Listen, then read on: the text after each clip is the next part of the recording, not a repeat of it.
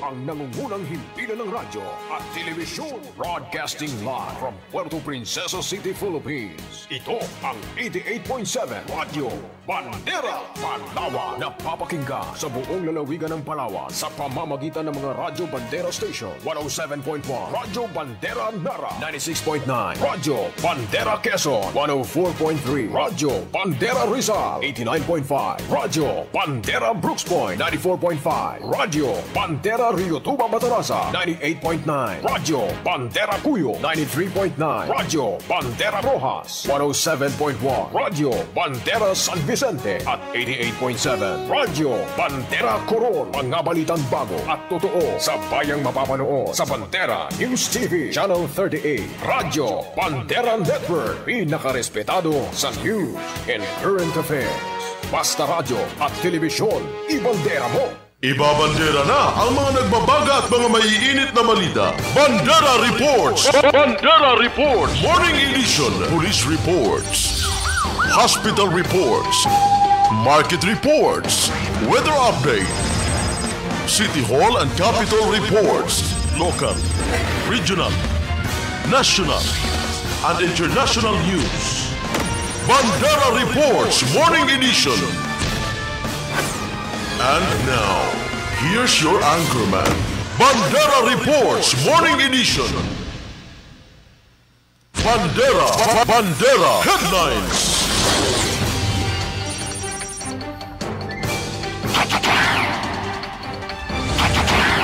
Mabuhay Pilipinas, mga kaibigan. Umagang ngayon ng Martes, ika-27 sa buwan ng Oktubre, taong 2020.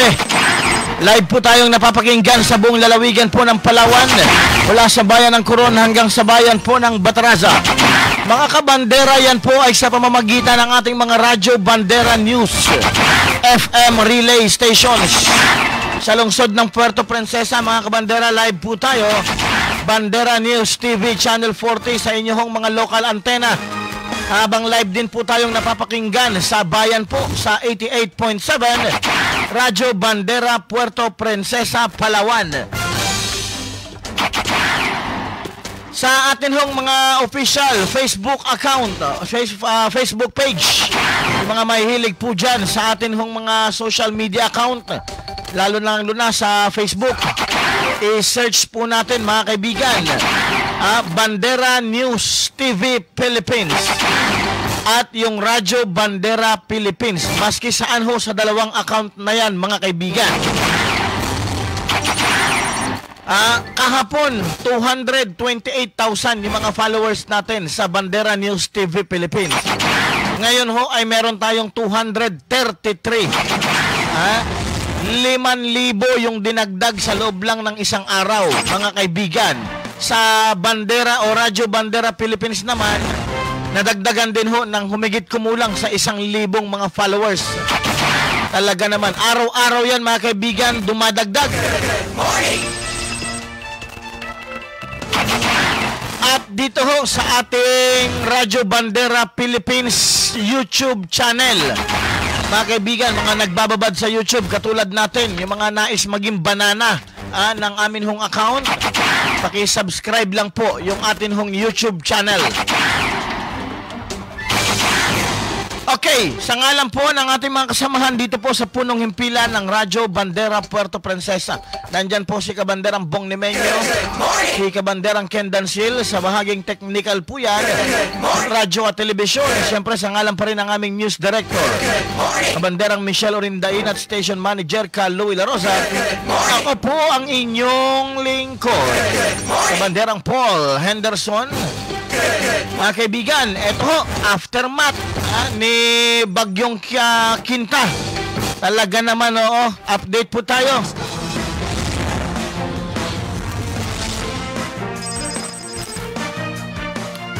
Mga kabandera, ito ho, patuloy ng kumikilos papalabas ng Philippine Area of Responsibility ang panibagong potensyal na bagyo. Mga kabandera, nagbabadyang pumasok naman ng Philippine Area of Responsibility rin. Ito ho yung isa, paparating, yung nakikita ho ninyo sa inyong mga screen kung sa TV ho kayo nanonood o sa cellphone, sa atin hong mga official Facebook page. Patuloy ng kumikilos, mga kabandera, ngayon ang Bagyong Quinta sa bahagi ng West Philippine Sea at inaasahang makakalabas na ng Philippine Area of Responsibility ngayong tanghali. Ngunit, isang potensyal na bagong bagyo naman ang inaasahang papasok muli sa Philippine Area of Responsibility bukas, Miyerkules, mga kaibigan, gabi o Huwebes ng madaling araw at maaaring maglandfall sa bansa. Base sa wind forecast map ay nananatili ang tsansang maglandfall ang potensyal na bagyo sa Bicol region ulit. Talaga naman, oo, sa Sabado, October 31 bilang severe tropical storm, typhoon category at posibleng buong araw na tatawirin ang Southern Luzon hanggang sa mismong araw ng Undas, November 1, mga kabandera, na inaasahang magdudulot muli ng masungit na lagay ng panahon at mga biglaang pagbaha at pagguho ng lupa, lalo na sa mga lugar na una nang naapektuhan ng nagdaang Bagyong Quinta. Hindi pa rin inaalis ang tsansang magbabago ang magiging lakas at kilos ng potensyal na bagyo na ito bago tumama sa bansa. Dahil may katagalan at kalayuan pa ito, ngunit pinapayuhang maghanda na muli sa paparating na sama ng panahon. Tatawagin itong Bagyong Rolly ng Pag-asa sakaling maging ganap na bagyo pagpasok ng Philippine Area of Responsibility bilang ika-5 bagyo ngayong buwan ng Oktubre, mga kabandera, at ika-18 na bagyo na pumasok at nabuo sa loob ng Philippine Area of Responsibility ngayong taon. Sa ngayon ay pinapayuhang patuloy na mag-monitor sa iba pang mga update dahil sa patuloy na banta ng masamang panahon sa mga susunod na araw. Galing po ito sa Philippine Weather System Pacific Storm Update, mga kabandera. Yung mga nakikita ninyong video ngayon, yan ho ay nagmula sa iba't ibang mga probinsya na tinamaan ho ng bagyong ito, si Quinta. Okay, hindi ho yan sa Palawan, aftermath ng Bagyong Quinta yan. San Andres, San Francisco, sa probinsya ho ng Quezon, kasama ho yan yung mga kabandera, yung Mindoro, Puerto Galera, Mimaropa, sa parte ho ng Mimaropa ito, yung mga nakikita ninyo ngayon. Okay, mga kaibigan, dito ho sa Palawan, naranasan kahapon ang malakas na pagbuhos ng ulan sa iba't ibang parte ho ng lalawigan natin dahil din ho dito kay Bagyong Quinta, mga kaibigan. Partikular na sa bahaging norte ng lalawigan kung saan itinaas sa signal number 2 ang Calamian Group of Island.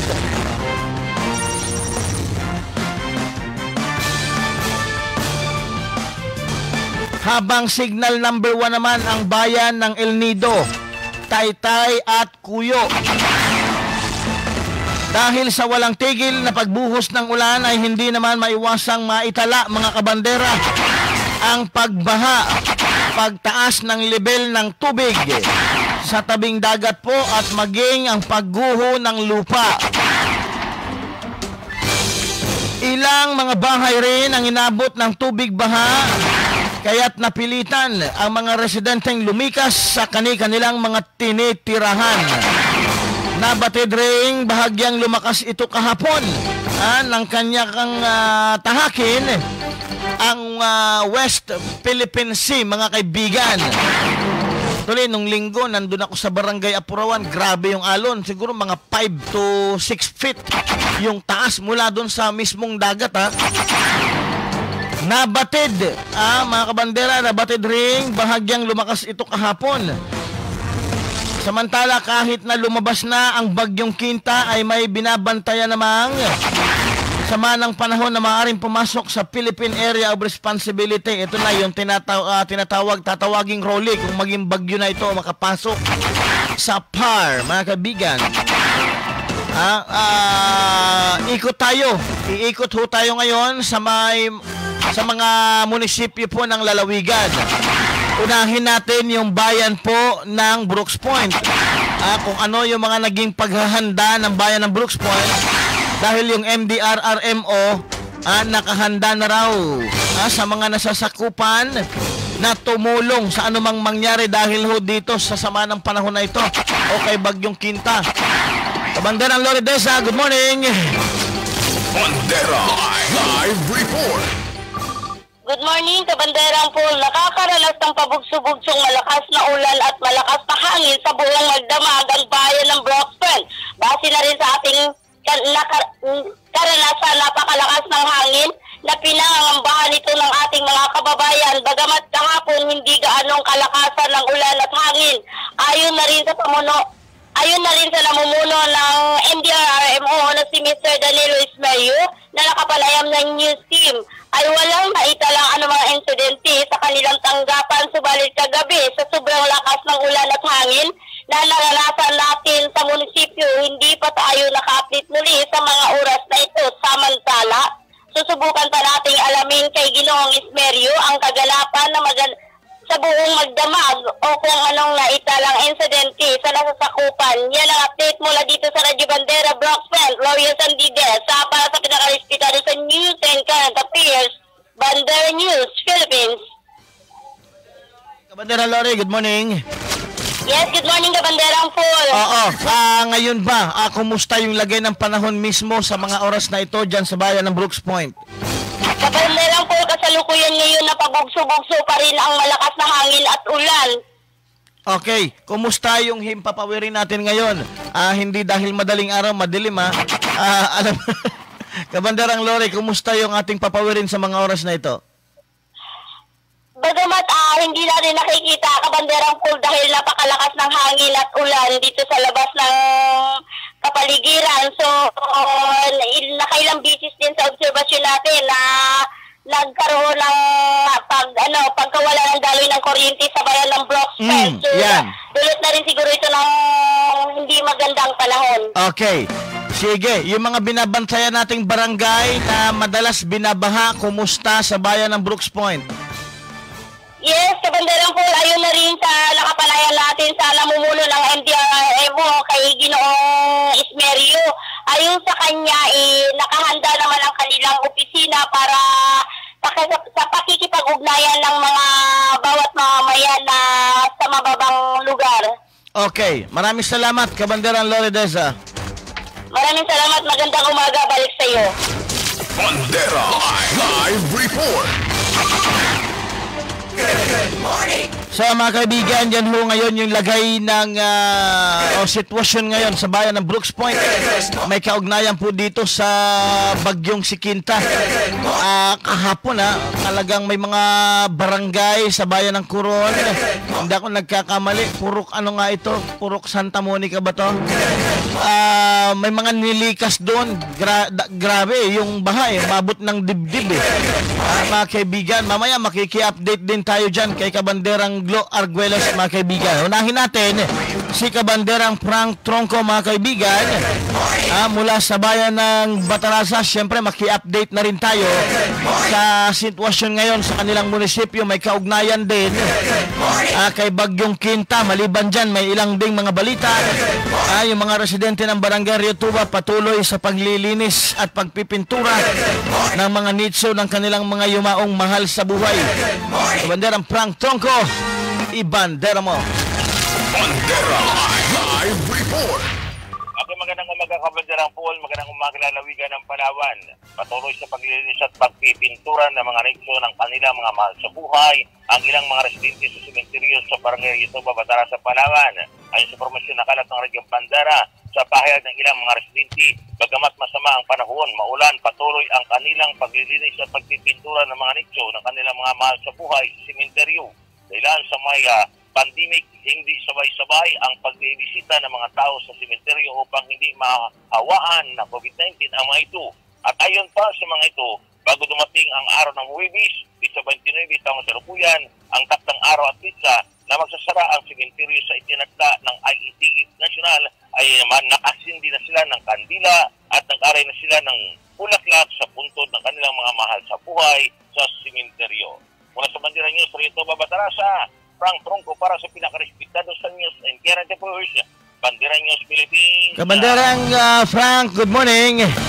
Yes, good morning, Kabanderang Paul. Oo, kumusta yung bayan ng Batarasa, partikular sa Barangay Riotoba? Sa mga oras na ito, may kaugnayan dito kay Bagyong Quinta. Kabanderang Frank.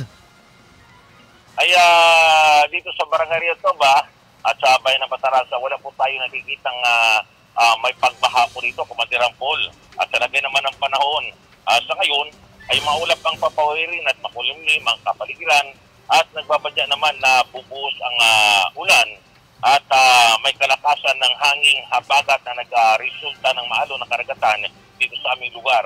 At sa Philippine Coast Guard naman, Kabanderang Paul, patuloy pa rin ang kanilang paalala sa mga maliliit na mga motorbangka, lalo na sa mga mangingisda, na mag-ingat sa pagpapalawat upang maiwasan ang mangyaring insidente sa kanila, Kabanderang Paul. Okay, may mga bangka na hindi muna pinayagang maglayag patungo sa bayan ng Balabac, tama? Yes, oo, Kabanderang Paul. Dahil sa ganitong panahon sa ngayon, nananalasa ngayon yung Bagyong Quinta at malalakas ang hangin po dito sa karagatan at nag-resulta ng malalaking alon, ay hindi ko na pinayagan ng Philippine Coast Guard na maglayag sa po yung mga pampaserong motorbangka, Kabanderang Paul. Maraming salamat, Kabanderang Frank Tronco, live mula sa Barangay Riotoba. Okay, mula po dito sa Barangay Riotoba, Frank Tronco, balik sa iyo, Kabanderang Paul. Bandera Live Report. Sa mga kaibigan, yan po yung sitwasyon naman sa bayan ho ng Batarasa sa mga oras po na ito. Si Kabanderang Frank Tronco, mga kaibigan. Magandang umaga muna kay Grace Catena.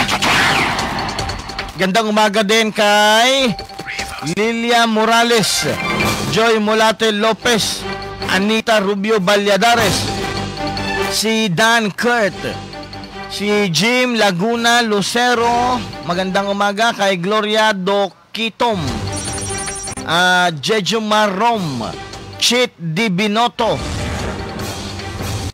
Gandang pangalan no, Kabanderang Bunga. Chit Di Binoto. Missing Guys Quadrante, si Kagawad Quadrante. Magandang umaga.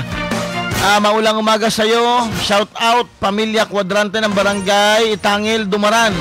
Nakatune, monitor sila ngayon. Watching here in Barangay Bangkaw-Bangkaw. Yung ating masipag na peacekeeper, Barangay Kagawad na assign ng peace and order. Dyan ho sa Barangay Bangkaw-Bangkaw. Kagawad Quadrante, magandang umaga sa inyong lahat. Okay. Rhea May Aban, ubusin ko lang, Kabanderang Bunga, 6 lang to.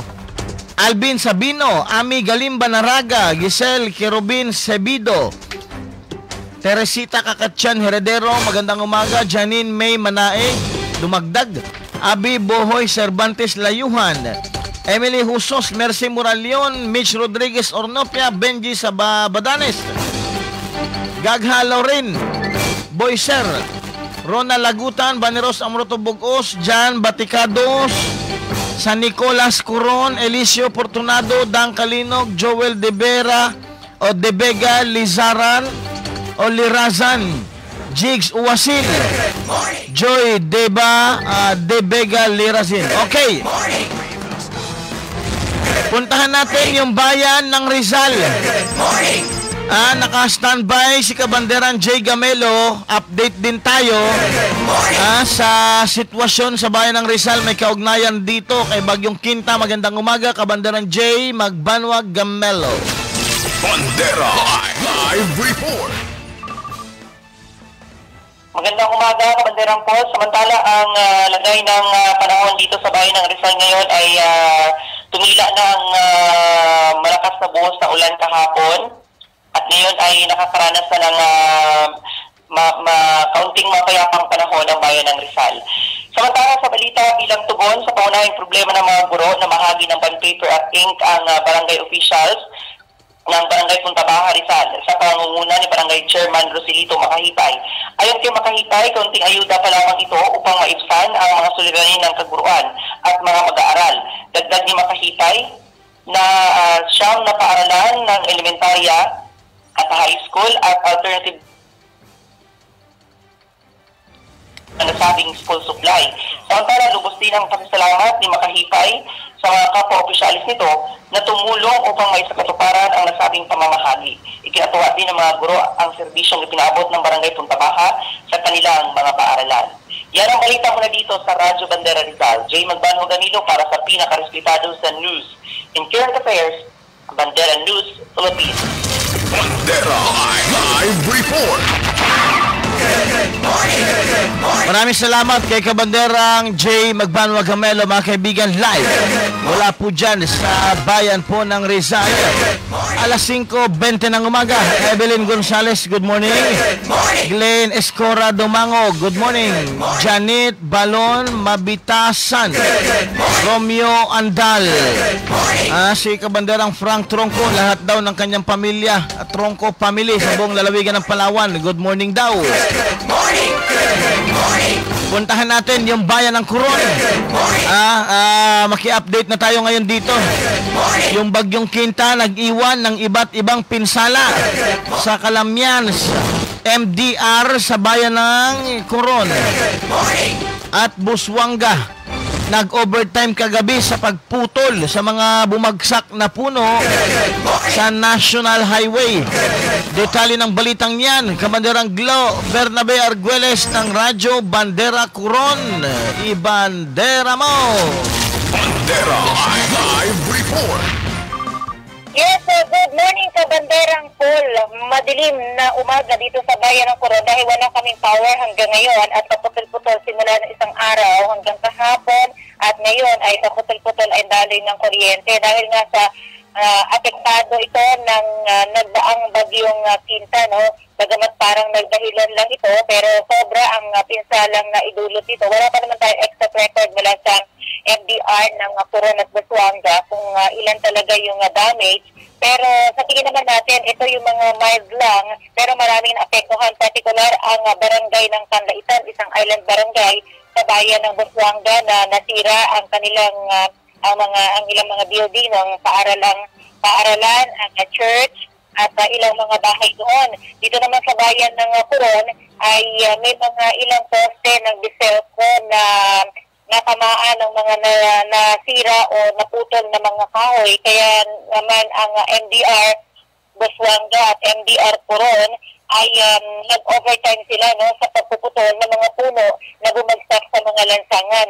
Kahapon ay unpassable ang National Highway sakop ng Barangay Poblacion 6 dahil merong isang puno doon na bumagsak at mismo sa National Highway. Nagtulong-tulong din ang mga barangay official ng Barangay Poblacion 4, Poblacion 1 at Barangay Tagumpay dahil sa mga puno din na bumagsak sa kanilang mga lugar at ilang mga kabahayan ang hindi makadaan dahil nga din doon sa naharangan ng mga puno ng kanilang mga bahay.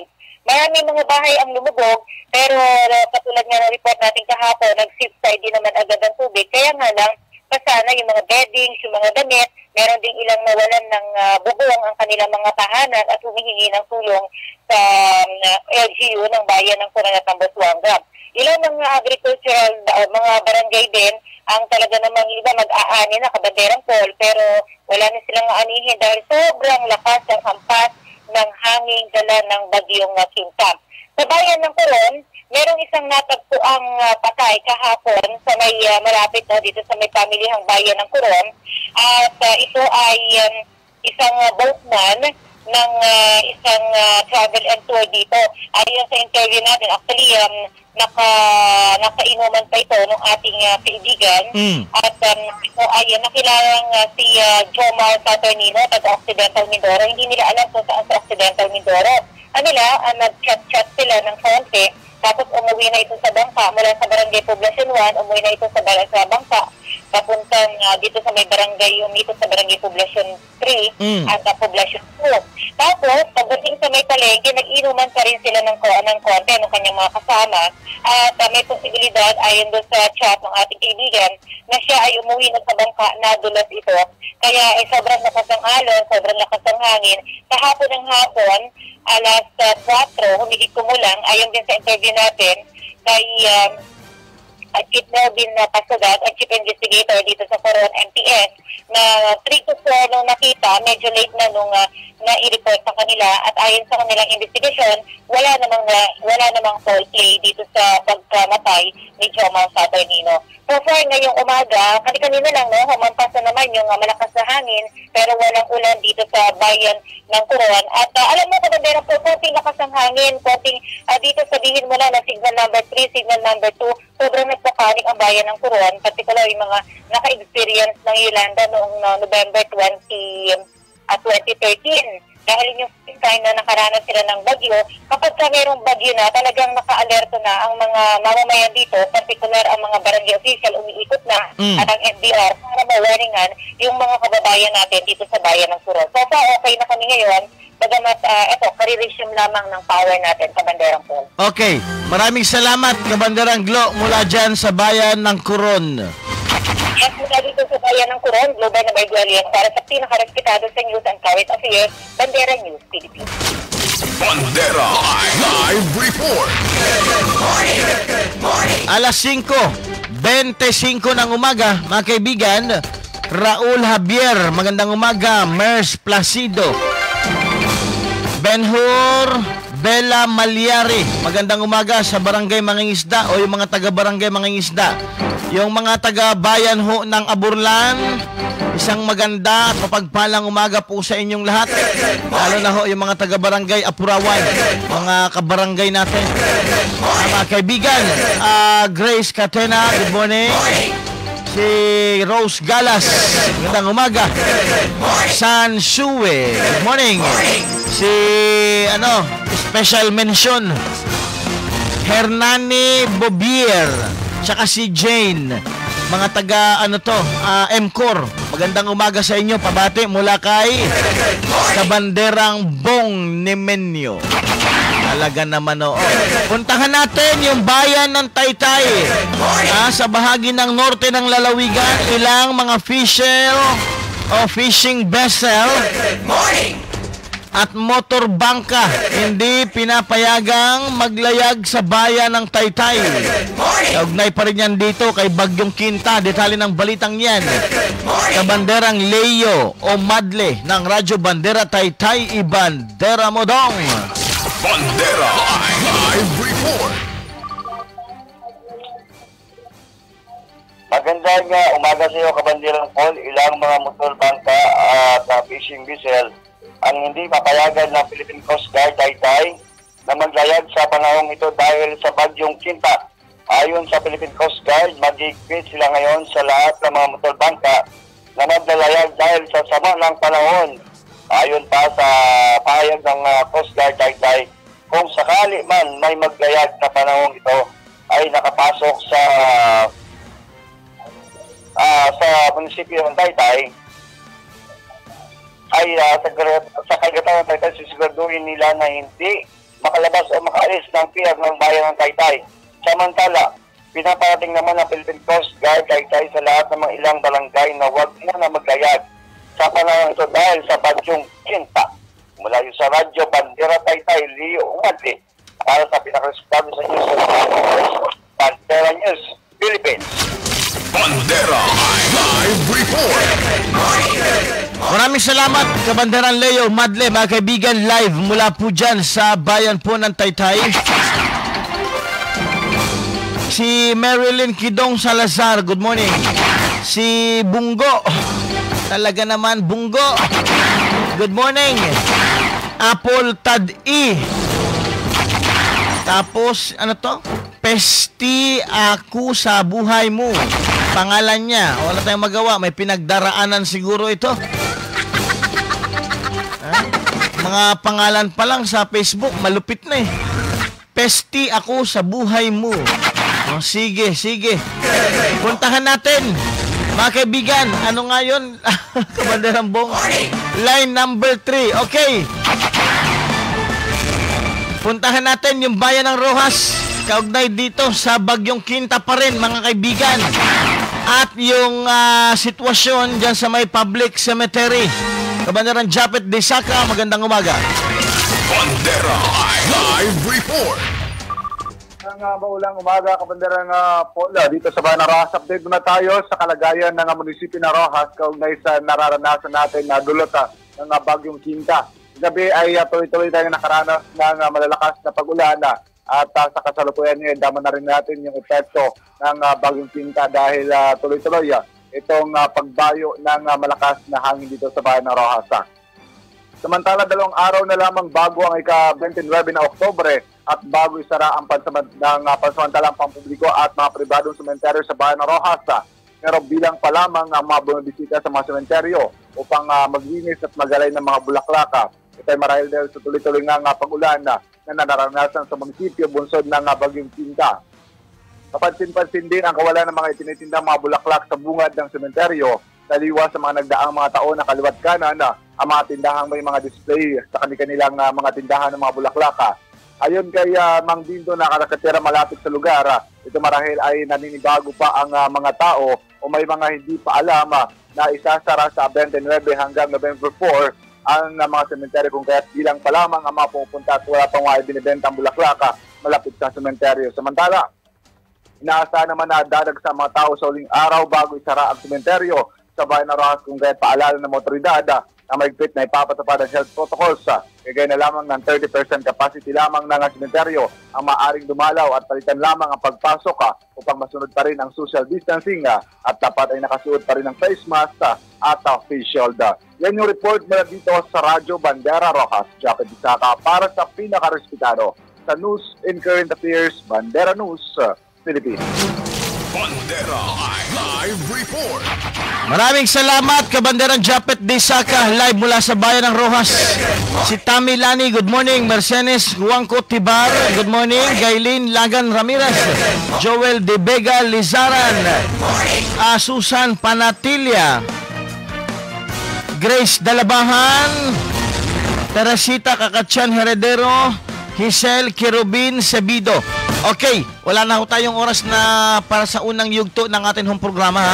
5:32. Oras hatid sa atin ng Nature's Medics, mga kaibigan, Center for Alternative Medicine. Matatagpuan po ito dito sa mismong himpilan po ng Radyo Bandera Puerto Princesa sa kanto ho ng Roa Street, Rizal Avenue. Siyempre, para ma-avail ho natin yung libreng check-up at libreng konsultasyon, pumunta ho kayo dito at magsuot ng face mask at face shield. Hanapin niyo po si Doc Glenn Sanico, mga kaibigan, para sa libreng check-up at libreng konsultasyon. Magbabalik po ang Bandera Report Morning Edition.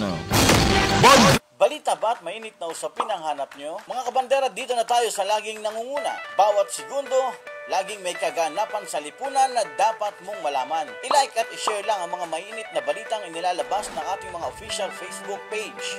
Huwag kalimutang i-like at i-follow ang ating kalawang official Facebook page, Bandera News TV Philippines. Bandera News TV Philippines. Ito po ang inyong kabandera, Paul Henderson. Basta Radio, ibandera mo!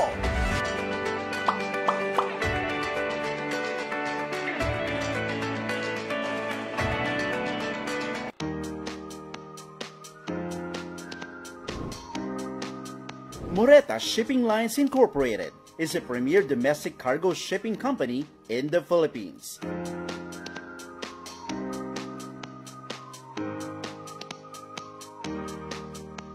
Moreta has a fleet of 12 vessels, catering to Southern Luzon, Visayas, and Mindanao region. Our fleet is composed of multi-purpose vessels with heavy lift cranes, which are very well maintained.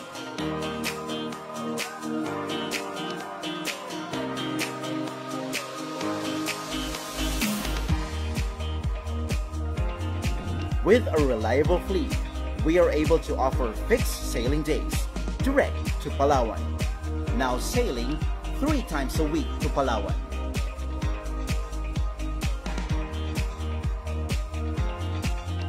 With our modern equipment and facilities, we are able to efficiently serve your shipping requirements. We can serve your containerized cargo, refrigerated containers, loose cargoes, heavy lift cargoes, vehicles, and project cargoes. With our adaptable workforce, who are passionately delivering the services of Moreta, allowing us to be on time all the time. Moreta will continue to be reliable, efficient, adaptable, and to have integrity to our services. The practical choice, providing quality service at a reasonable cost. Moreta Shipping Lines Incorporated. On time, all the time.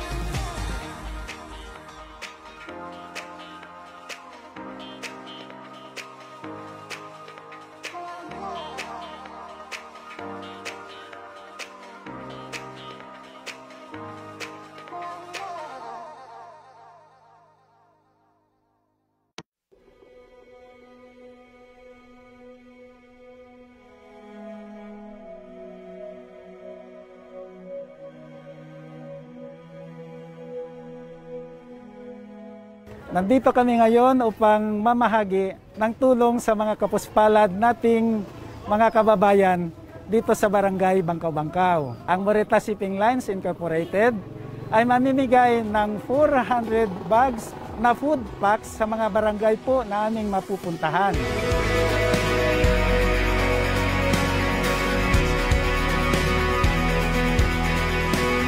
Kami pong taga-Barangay Bagong Sikat, kami po ay nagpapasalamat sa inyong tulong sa amin. Marami pong natutulungan sa amin, lalong-lalong na po yung mga nangangailangan. Sa taga Moreta Shipping Lines, mabuhay po kayo. Maraming salamat po sa inyong ayuda.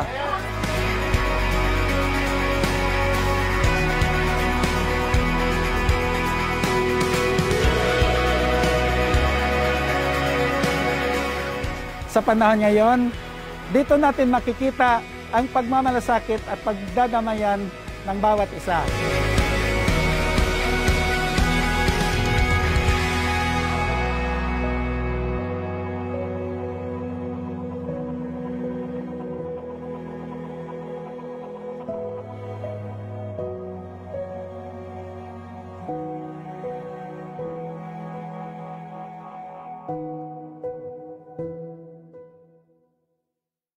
Problemang pangkalusugan.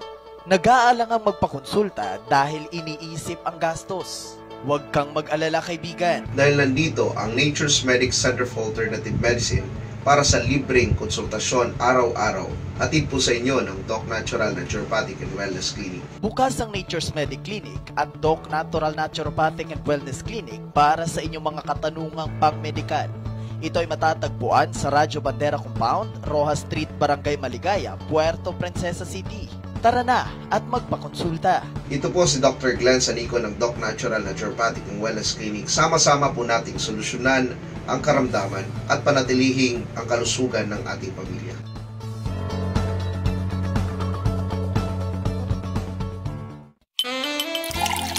Wow! Mas masarap! Trabungko sa labat. Pure ginger tea. Mas masarap ang gising sa umaga kung iinom ka ng Trabungko sa labat.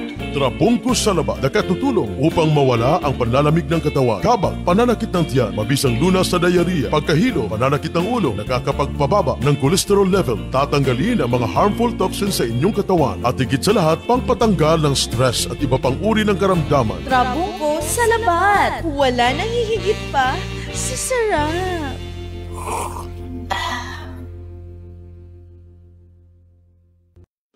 Alam niyo ba na marami sa ating mga kababayan ang pinahihirapan ng sakit na diabetes? Alam niyo rin ba na tinatayang nasa 3.9 milyon na Pilipino ang nakakaranas ng sakit na ito? Kaya ikaw, kaibigan, huwag mong pababayaan ang iyong kalusugan. Ugaliing uminom ng Nature's Medic Serpentina Capsule. Gawa sa organic na sangka, kaya siguradong mabisa. Nature's Medic Serpentina Capsule. Proteksyon laban sa diabetes. Nakakatulong upang mapababa ang inyong blood sugar level. Di lang yan, mainam din itong proteksyon mula sa sakit na cancer. Dahil sa antioxidant properties nito na panglaban sa mga free radicals na nagiging sanhi ng cancer. Nature's Medic Serpentina Capsule. Ang ating cure mula sa nature.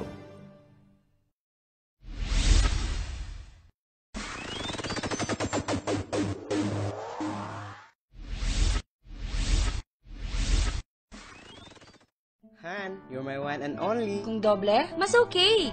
Kini Santon Plus Herbal Capsule. Santon Plus Herbal Capsule. Adunay mangustin ug kamunggay. Makatabang sa kahimso ug kauban sa saktong pagkaon ug ehersisyo. Sa usa ka kapsula ra na ha.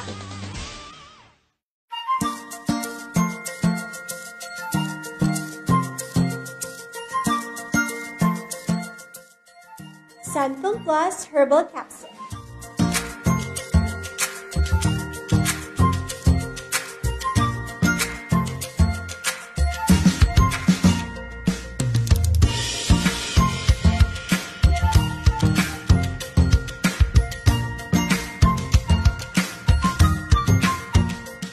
Balita ba at mainit ng sapin ang hanap nyo? Mga kabandera, dito na tayo sa nangunguna.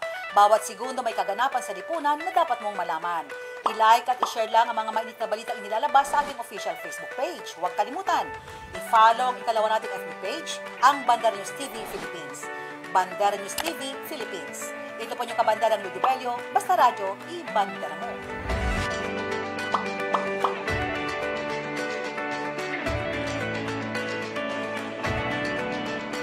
Basta balita at impormasyon, dito na tayo sa nangunguna. Bawat segundo, may kaganapan sa lipunan na dapat nating malaman. I-like at i-share lang ang mga balitang inilalabas sa ating official Facebook page. Huwag kalilimutang i-follow ang ating ikalawang Facebook page, ang Bandera News TV Philippines. Bandera News TV Philippines. Ito po ang inyong kabandera, Bing Bataga. Basta radyo, i-bandera mo!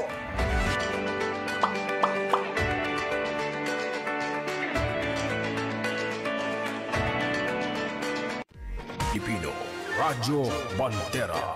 Tahanan ng mga balitang totoo, musikang bago at may serbisyo publikong taos sa puso. 88.7 Radyo Bandera. Iwawagayway ang bandera ng malayang pamamahayag.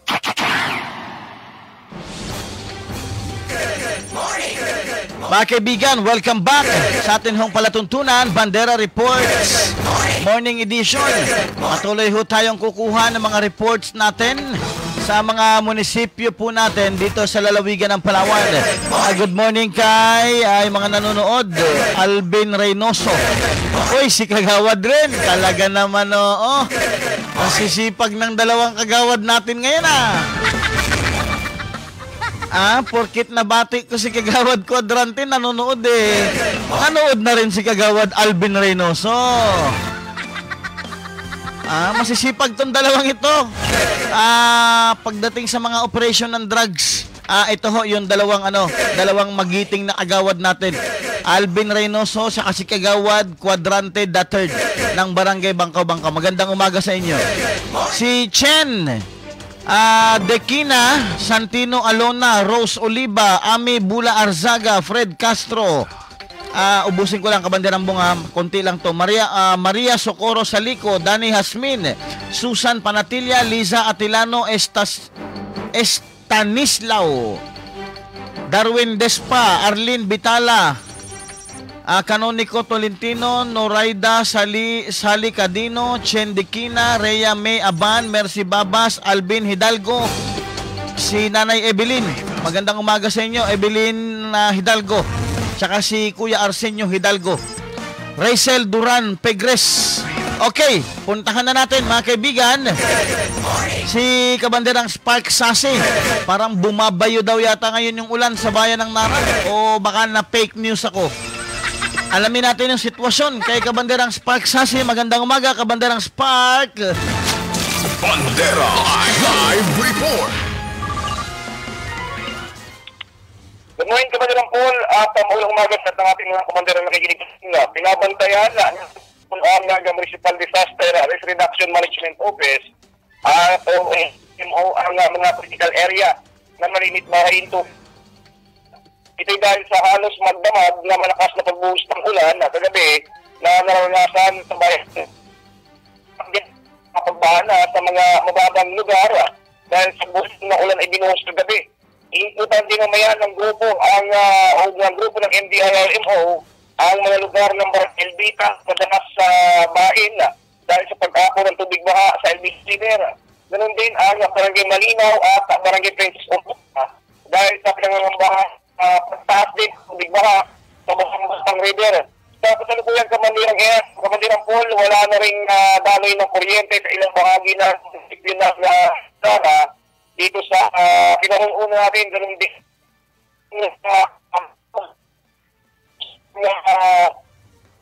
ulan mula sa Kamandirang Paul, pabug-subog ng ulan na masamang lagas na dahil sa bagyong Tinta. Hindi rin kung ilang pang bahagi ng barangay poblasyon ay posible na panahon ng pagtaas ng tubig sa katulad ng nakalipas na araw din sa Bandirang po. Ngayon ito sabi ko na kinarungunan ay wala rin dahil kaya na hindi tayo nakagamit ng kuryente sa Bandirang po. Yung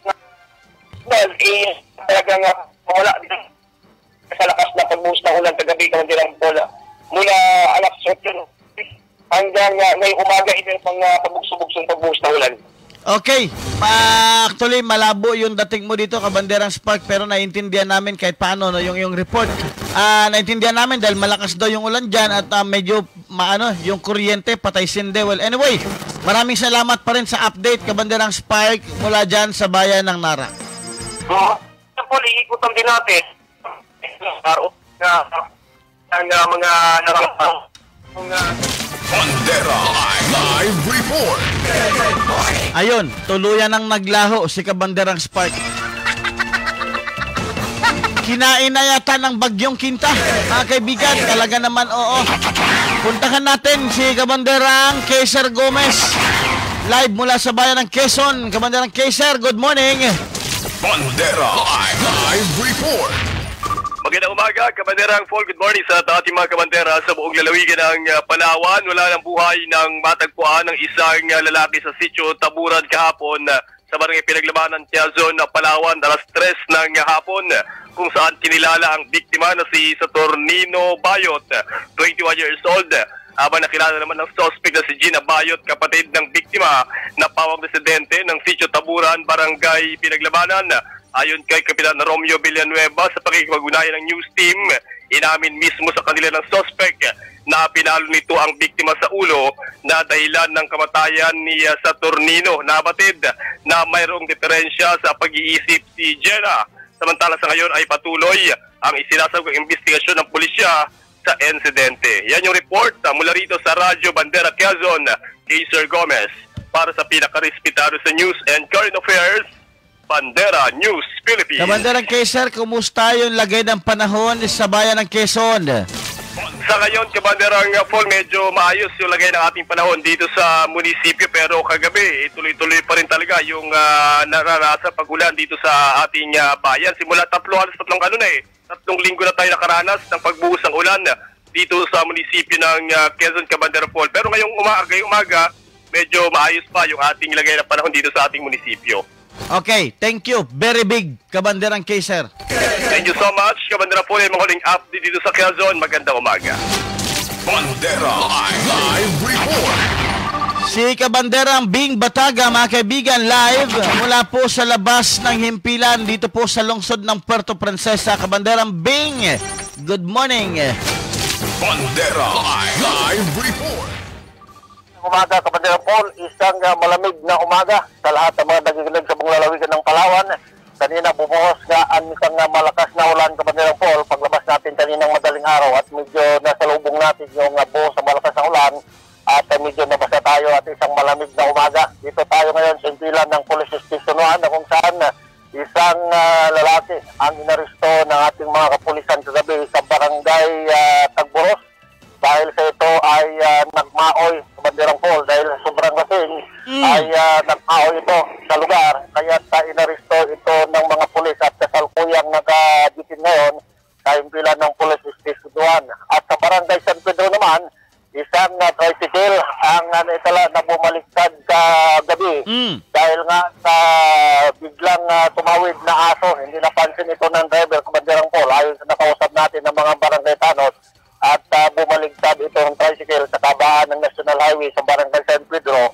At maswerte namang walang galos ang driver at ang kanyang mga pasahero. At tanging yung salamin lamang ng kanyang tricycle umano at nabasag.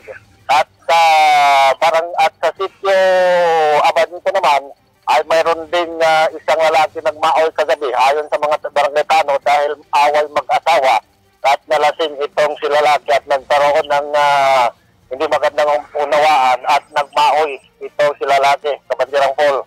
So, at tatagad naman itong narespondihan ng mga barangay tanod ng barangay San Pedro, no? At binabati pala natin, Kabanderang Paul, yung mga barangay tanod ng barangay San Pedro na lagi nating nakakausap.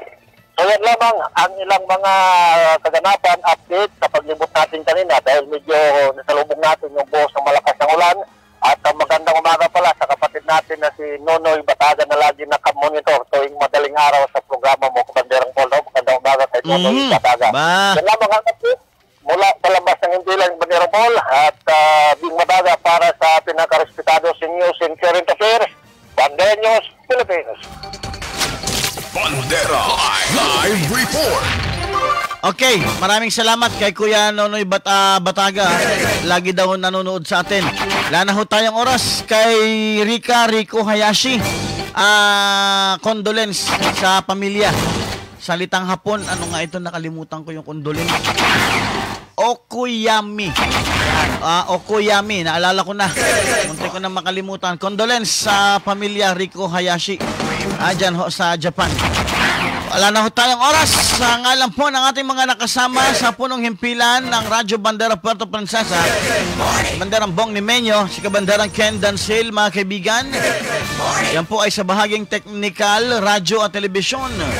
Sa ngalan din po ng aming News Director, Kabanderang Michelle Orindain, Station Manager Louie La Rosa. Susunod na ang Bandera Balita ngayon. Sama si Louie La Rosa at Kabanderang Gerald Gales. Mainit na talakayan ito kaugnay dito sa umano'y Vietnamese national na inakusahan ng sexual harassment. Mga kaibigan, antabayanan ninyo yan ngayon kay Louie La Rosa at Kabanderang Gerald Gales.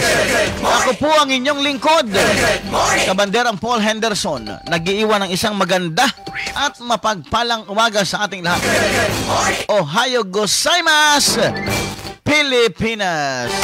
Bandera Reports Morning Edition. 7 Radio Bandera.